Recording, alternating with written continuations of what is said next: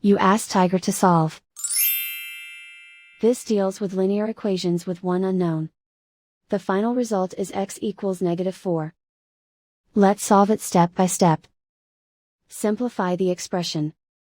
Combine like terms. Group all x terms on the left side of the equation. Add x to both sides. Group like terms. Simplify the arithmetic. Group like terms. Simplify the arithmetic. Group all constants on the right side of the equation. Add 6 to both sides. Simplify the arithmetic.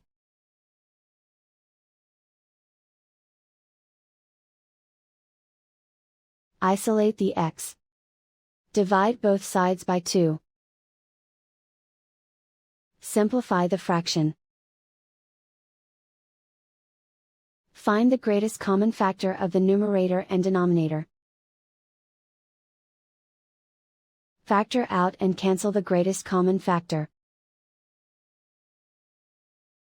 And so the final result is x equals -4.